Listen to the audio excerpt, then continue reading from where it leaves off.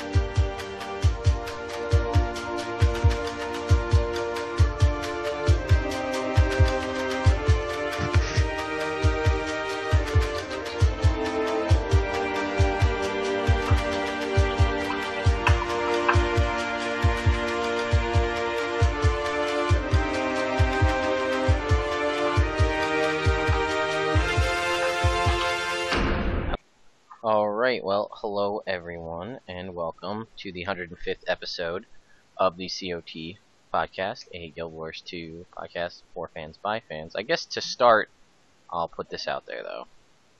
Warning! The following podcast episode contains spoilers of the most recent Living Story update. If you have not yet completed the Living Story content, proceed at your own risk. So anyway, hi Saune, how are you? Hi! Wow, you are excited. Yes, I think the pop kicked in. I still pop from work. No one else was taking it, so I took it. There you go. A little bit of energy never hurt anybody. Yeah. So, alright, well we are gonna be going over some fan-related stuff that was sent in. We're gonna be talking. We promised we would spoil it this go-round.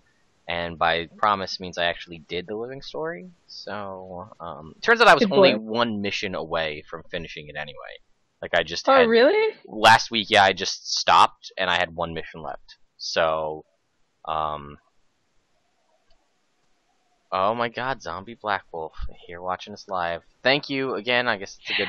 Oh my god, yay! Thank you to all 11 of you currently watching us live. If you're listening on iTunes, which I realized I did not upload last week's, which I will do that tomorrow, and you'd like to watch us live, it's every Thursday night at twitch.tv/Chronicles of Tyria. Not only do you get to actually see us, but you also get to see Saune's drawings as they happen, rather than watching or seeing the images after the fact. So alright, let's jump right into mailbag. We got a couple of mails this go round. Once again, if you like the art that you're seeing on screen, you can check the link in the description for our buddy Vasburg's information. He's the one who did this for us, and you should hire him. Alright, so the Klopp on the 34th episode of the Let's Lore said, "Elderly dragons, the scourge of Tyria's early bird breakfasts." I'm not even sure what we were talking about in that episode, but I think that's the episode that I wasn't there for. No, that was last week. Really? 35 was the one that you weren't there for. I don't recall this. It was a Let's Lore too, so it doesn't make a whole lot of sense because it's Guild Wars 1. But I don't like I said, I don't remember what. I like that line though. Yeah, I like it too. Oh, where's my whiteboard? I'm gonna write that one down. All right. Well, I want to move on. Speaking of Klob, on last week's episode, he said maybe you cut a deal with them on making a shirt for the guild, as well as helping them come up with new shirt designs of their own. I'm sure we could come up with some great nerdy puns. This is in reference to, wow, the company whose name I can't remember. I feel like such a jerk. You're a really awesome Teenage Mutant Ninja Squirtle's one. It's something Rocket Robot, something robot. Rocket Tea? Rocket Tea, I think that's it. Let's just look it up because I don't. If we're gonna approach them, I don't want to be screwing up their name. Shark Robot. Oh wow, we were totally off. I said robot. I had robot in there. But anyway, Shark Robot has awesome Pokemon T-shirts, and that's what that was in reference to. It would be great. I don't know. We'd have to approach them, figure that out. Speaking of T-shirts, though, look at me segueing like a champ. Yeah. If you go to cafepress.com/COT trading post, which has been in the description of our videos for a while, and I'm typing it out in the chat as we speak. It's still under construction. I haven't really updated things, but you can purchase some merchandise from us right now, stuff that didn't get slammed with the copyright strike, including the maternity tank, the finish them, and the data mining time stuff. But we added a new article, drawn actually by Klob, and it's Casey's Flat Bows, which is a reference to a joke that we made in one of the Let's Lore videos, and I can't remember which one it is off the top of my head. And as a little bonus to you guys, I don't actually feel like going back and looking through all the Let's Lores to figure that out, but the first person who tells me what episode that's from, I will send you 5 gold in Guild Wars 2, or Guild Wars 1, but 5 gold in Guild Wars 1 is nothing. So, presumably Guild Wars 2. So if you can tell me what Let's Lore episode the Casey's Flatbow joke was made, I will send you 5 gold. And if you like that episode and you like that joke, you can purchase that on various sorts of, you know what, why don't I just do this? You can purchase that on various sorts of clothing, from long sleeve shirts, short sleeve shirts. The reason that there's 8 billion different versions is this is just the loveliness that is Cafe Press. Some of them are organic shirts, some of them are cheap, like $16.99 is probably about the cheapest I think you're going to find, but it's probably going to only be in white. If I were to click on it, only available in white. Yeah. So the ones that come, like this one here, actually, I lied. Here's a light t-shirt. You can get this in 3 different colors. This is $16.99. You just gotta play around. There's t-shirts. I haven't really gotten too much in, but there's also cups and mugs and, you know, flasks and a weird beer koozie. I don't know. Whatever. It is what it is. But be on the lookout for that stuff. We do have more merchandise in the works that we have been working on, and by we I mean Saune has been working on, and Klob, and possibly some of our other artists as well. So far I think I only have Klob and Grafer employed. Grafer's busy working on our new logo. Correct. You can see a kind of draft version of that on the bottom left-hand side of the screen. Yeah. And then Klob I have doing a couple of different items, and I'm too busy to draw. So sadly, I'm kinda slacking a bit in that department, but I'll catch up. It's all right. Yeah, we've got it all written down. So. Yes, and by the way, the answer to your question, so that you can verify for when people answer you, is in the directory, Lag. It is written down. Oh, is it really? Yeah. Oh man, she's just on top. Because I'm anal like that. Yeah, she likes spreadsheets and lists and likes to have everything written out, which is fine. Yeah. I mean, I should do that. You should, if you could only see this. Actually, you know what? You can see. I'll lift it up. Anyway, this is my desktop calendar, Okay? This is from December of 2013. But you can see all the notes from all the podcasts and stuff written on here. I haven't changed it yet because I keep writing stuff down, and even like underneath there's stuff written down. So like this is filled up all the way to the top. I haven't bothered to get a new calendar for the new year, but I use this one because I write a whole bunch of crap down on top of it. My very organized system. I'm usually in my personal life and my work life, I'm much more organized, but when it comes to Chronicles of Tyria, I just get all crazy. That's because you are crazy. Yeah. We've already established this. Transform tool work. Thank you. Ming Tao says, I will accept a less... I had originally mentioned in the last episode that I thought maybe some of the waypoints might start breaking. And he or she said, if they start breaking waypoints, this game is going to die. And then followed that up with, I will accept a less of waypoints if I get a mount, and only if I get a mount. Fingers crossed, man, for mounts. I originally was like against mounts, just in general in games, but again, I come back to the fact that I just like character customization. I'm in the Destiny beta right now. I don't know if anybody's familiar with I'm sure lots of people are, but anyway, it's a first-person shooter MMO made by Bungie. Really great, by the way, if you just want to try the beta. It's super fun.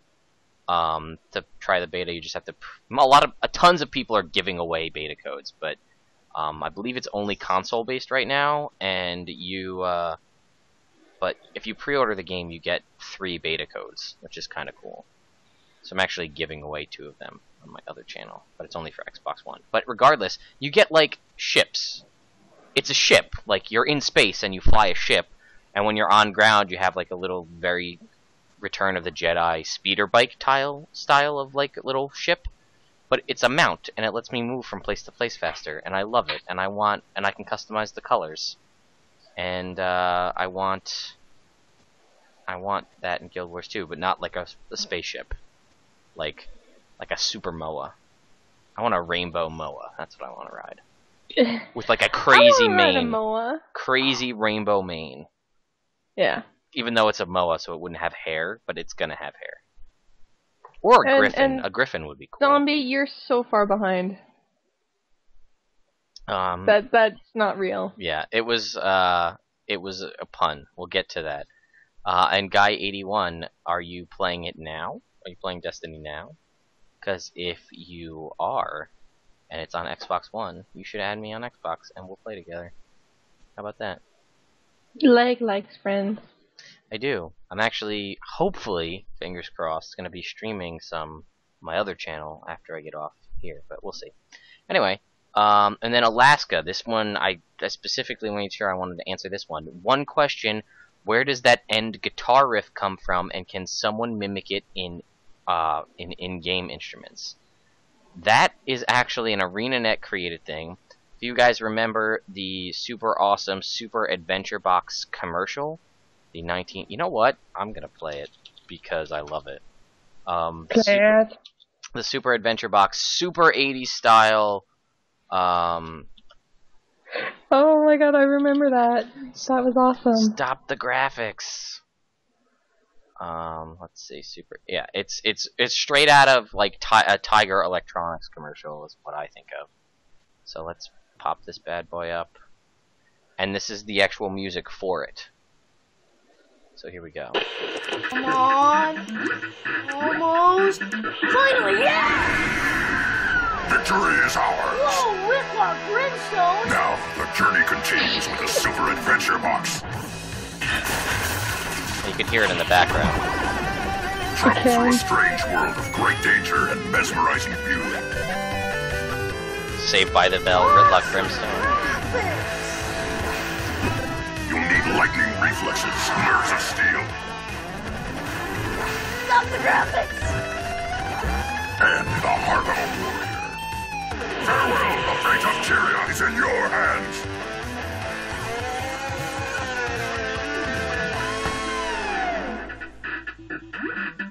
Live the saga of Guild Wars 2 on your Super Adventure Box from ArenaNet. Your parents help you look it up.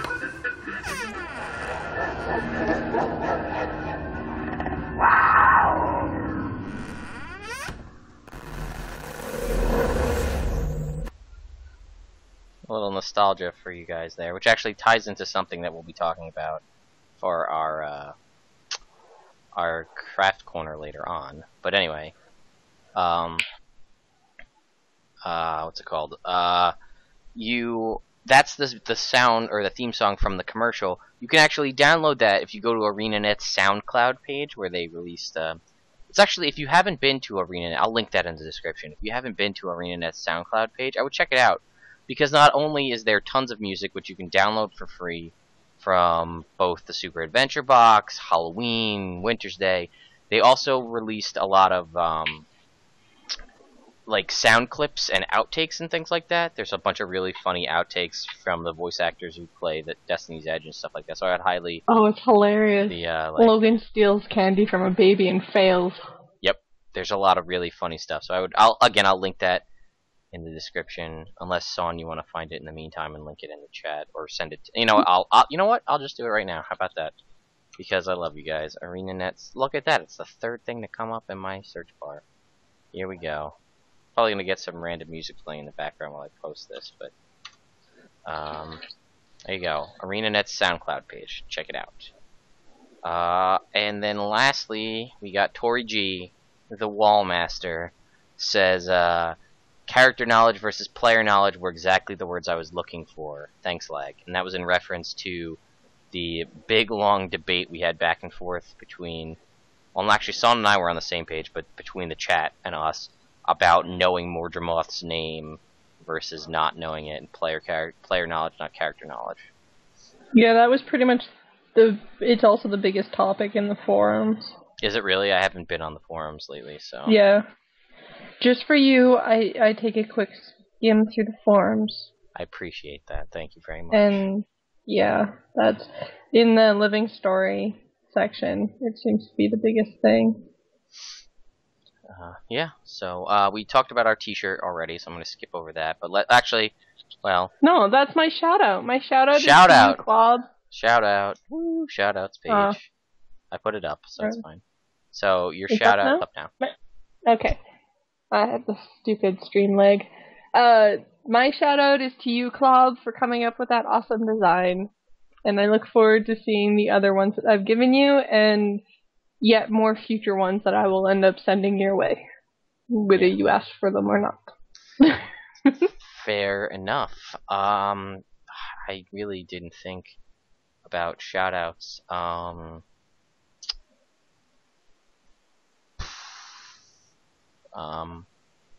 Shout out to Saune for actually being able to be here today. Aw, thanks. And bringing us lovely art. And if you haven't seen the comic from this week, it wasn't a comic because we were having there were some creative difficulties on the writing side. So we didn't actually get to put out a comic, but we put out a filler image, which I just linked in the chat. How awesome is that filler sketch she did of Isis, the human character from the comic?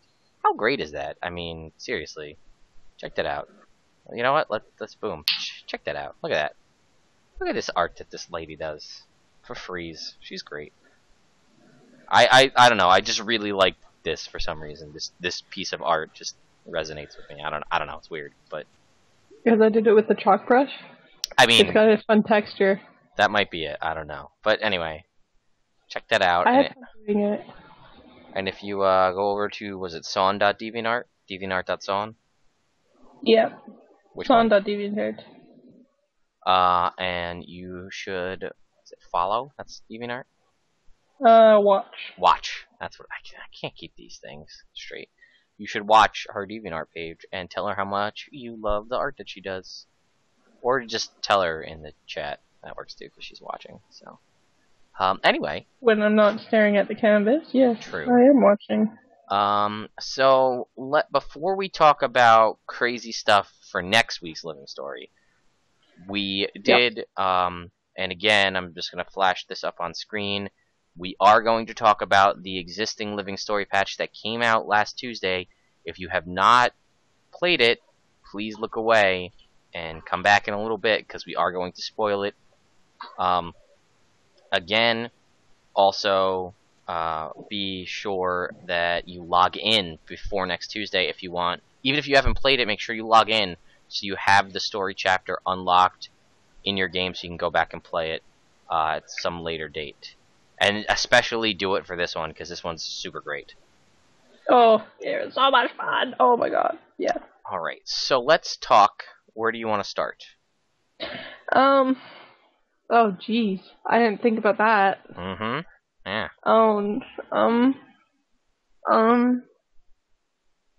I don't know. Okay, let's see. You, if you remember, you start off in Prospect Valley in Scarlet's little building there, her little room, and essentially Timey figures out that there's a cave that leads out of there to a different part of Dry Top. And you basically follow this cave. Now, what's really interesting is the notes that are in the cave.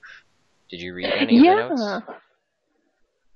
Do you remember the notes? I didn't get, I was sort of excited about them. I know that they mean a hell of a lot more to G1ers than to a G2er like myself. Yeah. Long story short, there's a note from Nicholas Sanford, aka Nicholas the Traveler. I'm a huge fan of him. He's one of my favorite characters from Guild Wars 1.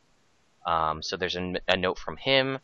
I think I don't know if it's he that references Varesh Asa, or that's a separate note, who, if you're not familiar with, is, I guess, I wouldn't call her the main villain, but a villain / important character from Guild Wars Nightfall.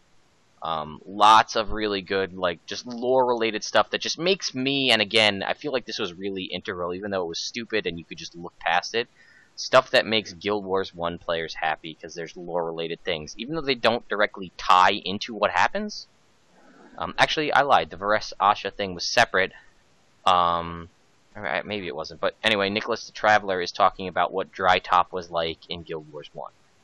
So, this is an area you can visit in Guild Wars 1, which we are not too far away from in our Let's Lore series. We are just about next week we should be in Kryta. So, we should be in Lion's Arch, actually, next week. So, that'll be fun. But yeah. So, you travel through there to another area in Dry Top, and I'm trying to remember back what happens next. So I've set you up here, Saune, so take it away. Yeah, because you go through those notes, and actually the story doesn't point you to them. It's just whether or not people actually take time to read and comprehend. You go through there, and then it directs you. You're following the map that you found, so it directs you nicely through the area to the Oasis-y area? Is that where it takes you? Well, you go through the Oasis, and I think you go into the super awesome cave. Yes, you go into the super awesome cave. For the instance that one of the instances that everyone's excited for, called Scarlet's Breakthrough. You find the ley line. You physically see a ley line. Which was super pretty, and it was fun even to play that area and whatnot. Which I guess I can start with, for anyone who's actually seen it, it's obviously got to be a smaller ley line than the one that was underneath Lion's Arch, and I think that was actually brought up at some point in the story later on. Yeah, Timey mentions it later. Yeah, but if you actually look at the energy flows for the ley lines actually reminded me a lot of bloodlines. Like, you've got your major arteries, such as the one that was drilled into under Lion's Arch, and you've got your smaller feeders, like the one that you find in Dry Top, as well as all the tiny little itty-bitty feathery capillaries, which, if you watch the energy flowing through the area, that's exactly what it looks like. It looks like tiny little streams, all coalescing into that major beam. Because apparently that's not so much a ley line, so much as a meeting point of a whole bunch of ley lines.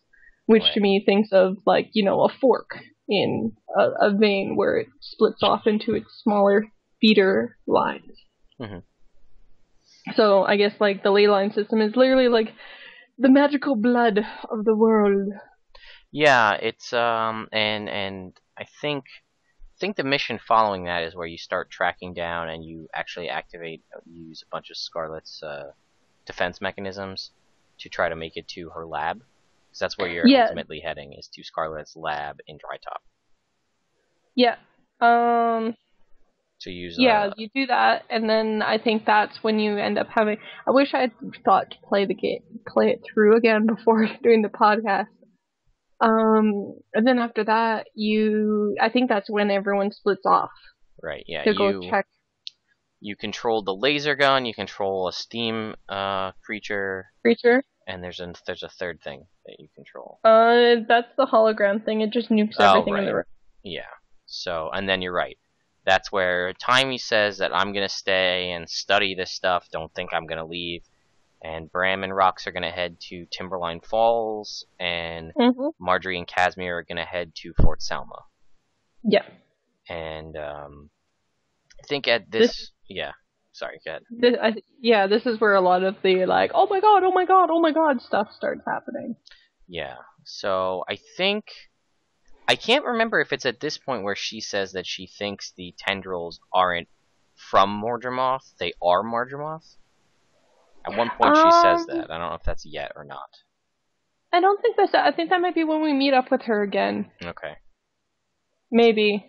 Alright. So do you want to... I don't really remember the Bram... Okay. They go to the Concordia, which is actually where you attend your first Pact mission. I believe.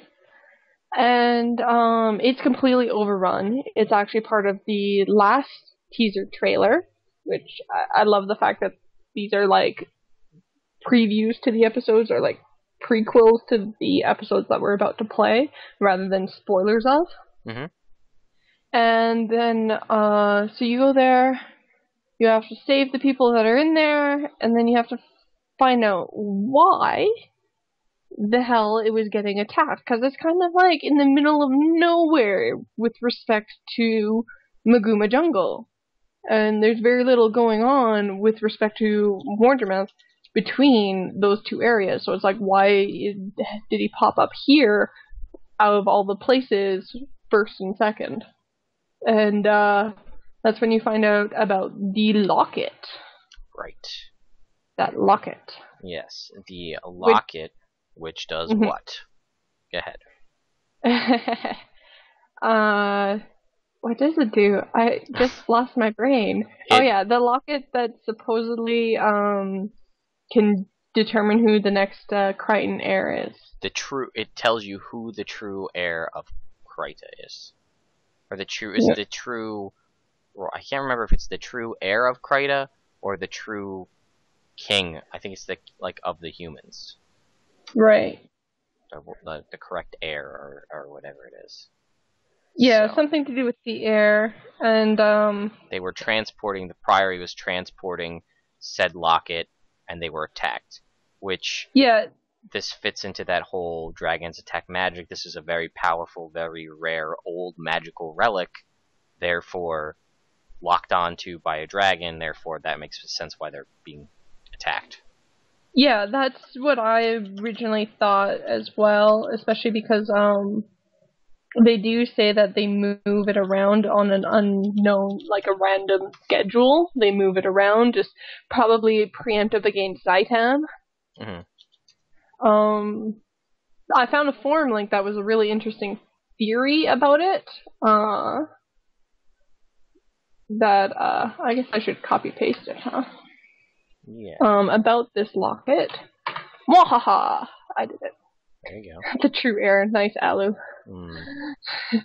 That where this I'm gonna try Argor theorizes that it's actually related to the Bloodstone Keystone that King Doric originally helped destroy. Yes, and there's actually an entire video series, which I'll link here as well. Wooden Potatoes did. I got chills, believe it or not. Like, watch. I don't know why. It wasn't really like suspenseful, but he did this whole Bloodstone theory video, and I don't know. I got chills at the end of it by like how exciting it could be if they follow what he says. So. Oh, is this in relation to the locket, or is this just about? Well, it's the Bloodstones. It's all everything from this living story, all kind of rolled into a theory with the Bloodstones, and it makes sense. It does. Yeah. And we're actually again almost towards the Bloodstone part of Guild Wars 1 in our Let's Play series. So Ooh. it's good for you as a GW1 noob. Yeah. Yeah, no, when I stumbled upon this post about the locket, I found it really exciting, because then it's like, it really, really solidly explains why Morderoth would go across the freaking continent. Mm-hmm. Like, we're talking about, like, going from, like, Japan to randomly attacking some place, like, off of France. Mm-hmm. And nothing in between. Like, just randomly, like, why are you going from one far end to the other far end of a continent without, poking around in between? And if it really is this last remaining piece of the Bloodstone, like, oh my god, that would be so powerful. Well, I don't think it's the last piece, because it got split into 5 pieces. Well, didn't one get into the volcano? They all went into the volcano. Well, then one got ejected. They all got ejected. Oh. We'll get there. We're working. Guild Wars 1. We'll be there. Okay. We gotta get all the way to the Ring of Fire. I cited the lore wrong then, but... They all go in, and then some erupt out, and then some have been found. One was in Kryta. Again, I highly recommend that if you are interested, and you don't know yourself, I would watch that video that I just linked from Wood Potatoes. Saune, I'm talking to you too. Save that and watch it for later. It's super good. I will add it to my ever-growing list. Yeah, it's really good. He does he brings up a lot of good points, but I swear I'm going to be watching YouTube videos for 30 years after this job. And but I think that's pretty much it for the Concordia piece. Is you essentially find out, and then you say, all right, now I'm going to go ahead over and help Marjorie and Casimir at Fort Salma. So that's where you head to Keswick Hills. Yes. So you get there, and it's already under siege. Yes. Belinda's there. She's in Fort Salma, and she says, I need you to get my troops back. Fight, get rid of the, get rid of all the Mordrim things that are attacking, and I'll open the gates and let you in. Yeah, because she wants to do it all in one fell swoop. Mm-hmm. It seems fair. It doesn't even seem like as catchy, because it's just all like, my troops need help, so you're super good. So, yeah. And then you do that. You get in, and then you are running around. You have to run over and get an arrow cart. That was a fun use of siege. Yeah, it was nice to have siege in PvE. It's nice whenever that pops up. So you do that, then you run, and then there's like the big Thrasher that is actually a pretty interesting mechanic that you've got going. And I said this in game when I was playing it, but seriously, want to buy Casimir's cooldown on Time Warp, because WTF, man, like 10 seconds? She can cast Time Warp again? That is true. Oh my god, she was like... I like, actually, they changed some of her shoutouts for her combat, I noticed in that mission. Did they? I really wasn't paying attention. No, it's like, she actually says shit when, whenever she throws down one of those. Like, I bet you didn't know Mesmers were all just about, pretty faces or stuff like that. It was just fun to listen to. Yeah, now that you mention that. Some different combat jotter. Yeah, something like, whoever said Mesmer magic was all illusions or something was wrong. Yeah, I remember. Yeah. And then also, again, want to buy Marjorie's giant-ass bone minion thing. Oh my god, I know, right? They move super huge. Slow, though. It's like the size, it's like bigger than your character. It is. So the mechanic is this Thrasher is throwing poison blobs everywhere. Casimir puts down feedback bubbles every so often to protect you from it. And Marjorie summons these giant bone minions, which need to get to it, to blow up, to take down its shield for you to damage it. But they're being attacked by Mordrim wolves, and you do this for a while, and then you eventually defeat the Thrasher, and then you run back in to tell Belinda. Yeah. And that's where I was a little surprised at this. I wasn't expecting it either. I really wasn't. And you find out that Belinda has actually been killed by one of the tentacles, has her wrapped up, and she's dead. Yeah. So, wow, not what I was expecting. Nor I. And then I totally thought that we would be using Belinda some more. You'd see some development with the family, like, and she has other Casimir. sisters and the mother. So then, Marjorie, she's a tough chick. She's got to deal with this in her own way. So she tells Casimir to come with you, and you guys go back to find Timey, and she's gonna, do what she's got to do, take care of that stuff. And also, I just want to, totally unrelated and to not take it away from this really sad moment and everything, I really think that it was a good idea on ArenaNet's part to make them say, like, to constantly refer to you as the boss, and, like, your character is important now, like, blah, blah, blah, that's for the boss, don't do that, let the boss do that. Yeah, I actually really like that. There was a thread about people who didn't like that, but I really like it, because now it's like there's a reason why you're there, and there's another thing about, like, from I guess I don't know, structural point of view or whatever, critical point of view, I'm glad that they've done something to take Jory out of the picture for a while, because she was kind of gaining she was almost becoming the main driving force, being the she was the strongest character seemingly, and she was the investigator and stuff. And I mean, I felt like we were just following Jory most of the time. Not that they were following me, at least through a lot of season 1, which is just probably a side effect of the way that we were introduced to Jory. And so this actually will take her out of the picture for a little while, as well as make her a little more human within the game itself, because now she's a little bit flawed and stuff like that. You find out a little bit more that's going on with her.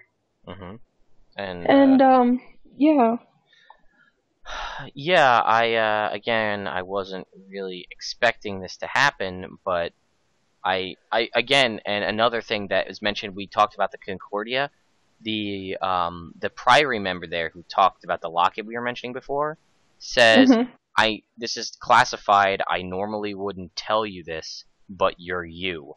So, and again, that makes sense. It's like, oh yeah, remember how I saved the world from Zaitan? I feel like you can probably divulge some secrets to me and it'll probably be okay. Yeah, for sure. Remember that time where you're only second in command of the pact, and that's just because you don't feel like sticking around for the logistic crap. You left that for Traherne and Lanthier. Yeah, so you make your way back to Timey, and she's found this lab of Scarlet's, and it's Omad's device where she supposedly saw the eternal alchemy, and everybody's like, I don't know if we should go in, blah blah blah, and you're like, and Timey's like, I want to go, and then I think Casimir says, like, it's up to you, and then Timey just runs in. Well, yeah, we were discussing whether or not it was a good idea and stuff like that, and what horrible things could happen when Timey's all like, oh, while all the adults are distracted, let me run in. So now we have to go distract her, and you basically do the equivalent of running in, shoving her out of the way, and thus getting hit by the frying brain beam. Right, and which I have the video. ArenaNet posted this up again. One of the things that I'm like, well, I guess we found Omad's device because they posted it when you log into Guild Wars. So, like, you knew what it was. So yeah, that was, I mean, they should have just left it at the final cinematic is available here for viewing, not specifying what it was. Yeah, so I will... Because it was super exciting when I found that spot. Yeah, so I will be playing that video right now. So here you go. Again... If you haven't been spoiled already by any of the other stuff we said, look away now.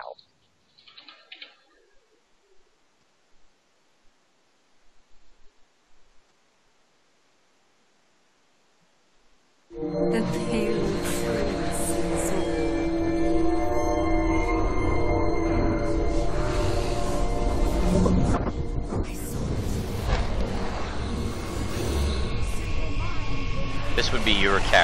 you were playing a game. We must all Or you're transformed. More on that later.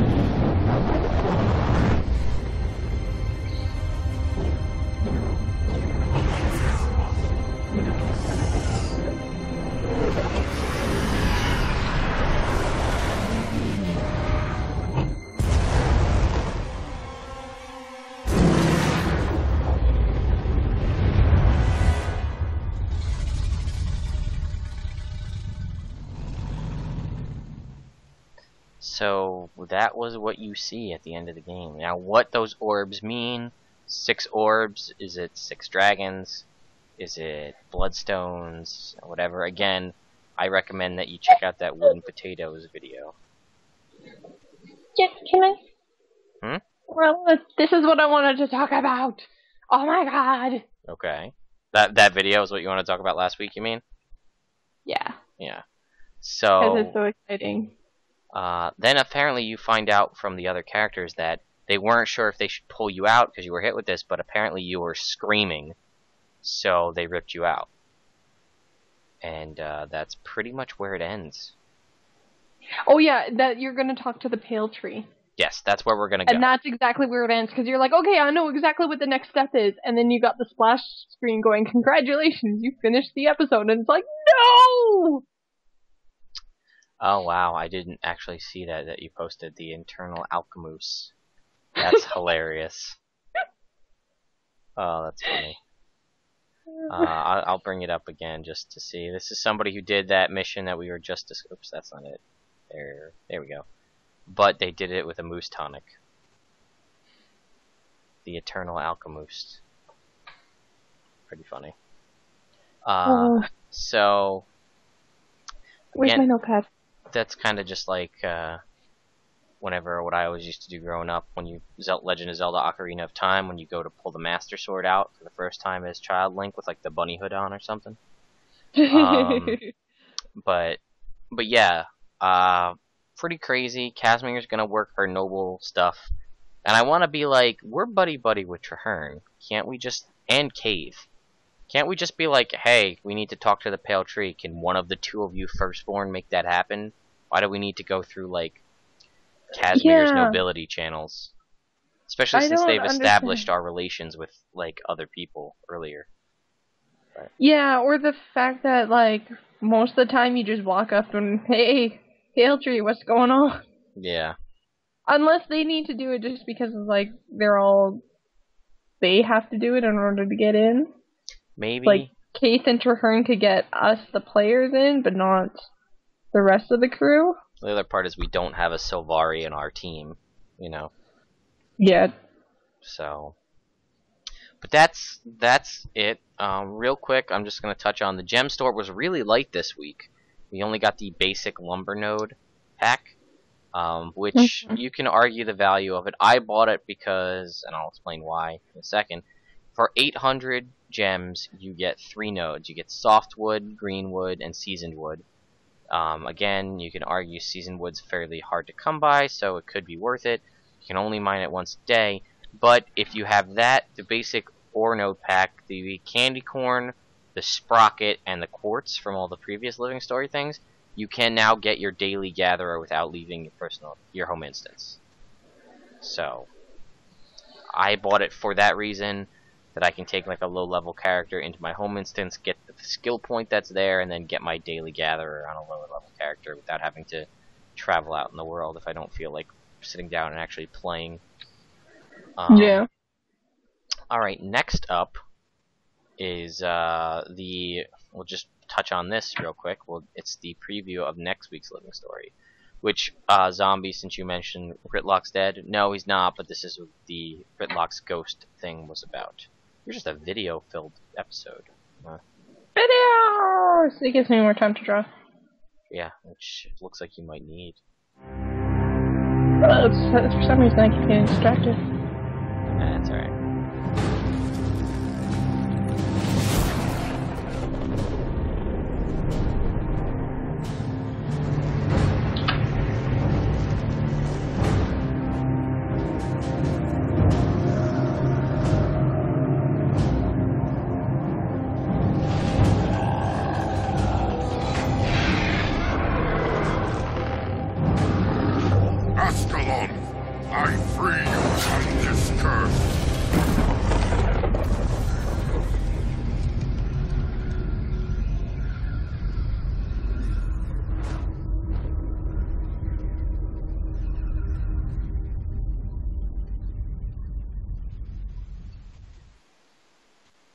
yeah, so that was pretty crazy, and not nearly what anybody was expecting. No. Because it doesn't really make sense to do that, but I kind of like it, and it's something that we've always kind of thought about. You know, sorry, Robovin, I just saw your thing. I meant in the Be Iconics group, Destiny's Orphans, Destiny's Edge 2.0, whatever you want to say. None of them are Sylvari, and yes, the fact that you're a Sylvari means you should be able to go and talk right to the Pale Tree. So I guess it doesn't really fit when that doesn't really fit the mold, you know. But yeah, that story. We know that Air retrieved Magdair from Ascalon Catacombs in the Ascalon Catacombs story dungeon. And we know Rytlock has Sahothan somehow, and he was going into Duke Baradin's tomb, which you see him go in, the gate goes up, and then he says that, Ascalon, I free you of this curse, and stabs the ground. Technically, again, and one more reason I would say to watch the Wooden Potato's most recent video about Guild Wars 2, just because it's really good and it explains a lot. But only the true king of Ascalon can end the curse. So I agree that I do not think that Rytlock is the true king of Ascalon. I mean, I could see your argument because the Char were there before the humans, and the humans took it from the Char. But the fact that the faux fire was created by a human using a human-made weapon, and I feel like that would be like, and again, to paraphrase Wooden Potatoes, the last big middle finger to the Char.